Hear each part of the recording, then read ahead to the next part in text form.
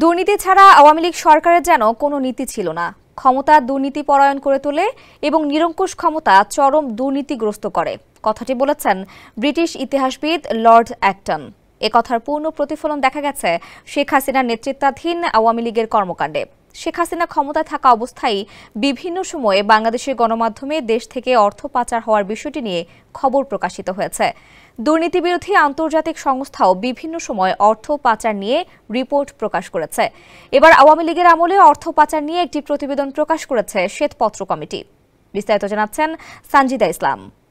একমাত্র ওয়ালটন এসি দিচ্ছে 1 বছরের রিপ্লেসমেন্ট গ্যারান্টি। বিগত আওয়ামী লীগ সরকারের শাসনামলে বাংলাদেশ থেকে প্রতি বছর অবৈধভাবে পাচার হয়েছে গড়ে প্রায় $16 বিলিয়ন। 2009 থেকে 2023 সালের মধ্যে 23,400 কোটি ডলার বিদেশে পাচার হয়েছে। বর্তমান বাজার দরে প্রতি ডলার 120 টাকা ধরে স্থানীয় মুদ্রায়, যার পরিমাণ 28,08,000 কোটি টাকা। এই হিসাবে প্রতি বছর গড়ে 1,80,000 কোটি টাকা পাচার হয়েছে। দেশের অর্থনীতির সার্বিক পরিস্থিতি খতিয়ে দেখতে অন্তর্বর্তী সরকারের গঠিত শ্বেতপত্র প্রণয়ন কমিটির চূড়ান্ত প্রতিবেদনে এমন চিত্র উঠে এসেছে। এছাড়া গত 15 বছরে রাজনৈতিক প্রভাব খাটিয়ে অবৈধ সম্পদ অর্জন, বিশেষ করে ব্যাংকিং অবকাঠামো এবং সরকারি খাতের দুর্নীতির বিস্তর চিত্র তুলে ধরা হয়েছে।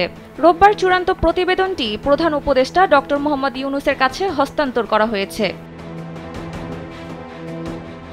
তিনি বলেন, এ প্রতিবেদন সবার জন্য একটা ঐতিহাসিক দলিল। আর্থিক খাতে যে ধরনের ঘটনা ঘটেছে তা ছিল একটা আতঙ্কিত হওয়ার বিষয়। জুলাই আগস্টের গণ অভ্যুত্থানের পর অর্থনীতিকে যে ভঙ্গুর দশায় আমরা পেয়েছি তা এই রিপোর্টে উঠে এসেছে। জাতি এই নথি থেকে উপকৃত হবে। প্রতিবেদনে কিভাবে এবং কোথায় অর্থ পাচার হয়েছে সেই তথ্য তুলে ধরা হয়েছে। বলা হয়েছে, বাংলাদেশ থেকে প্রধানত সংযুক্ত আরব আমিরাত, যুক্তরাজ্য, Canada, Singapore, Malaysia, Cyprus, Bahamas এবং অন্যান্য ট্যাক্স হ্যাভেন দেশগুলোতে অর্থ পাচার করা হয়েছে।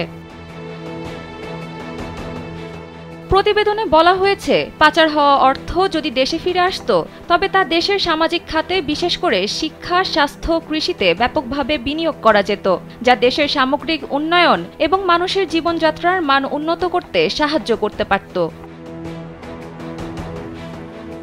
এছাড়াও দেশের ব্যাংকিং খাতে শত শত কোটি টাকা ঋণ কেলেঙ্কারির ঘটনা ঘটেছে, যা দেশের আর্থিক স্থিতিশীলতার নষ্ট করেছে। ব্যাংক ঋণ কেলেঙ্কারি এবং অনিয়মিত ঋণের মাধ্যমে পাচার হয়েছে ব্যাপক অর্থ। শুধু তাই নয়, সামাজিক নিরাপত্তার অপব্যবহার করে আওয়ামী লীগ। শ্বেতপত্রে বিভিন্ন অনিয়ম, দুর্নীতির তথ্য তুলে ধরার পাশাপাশি বেশ কিছু সুপারিশও করা হয়েছে। সানজিদা ইসলাম, কালবেলা।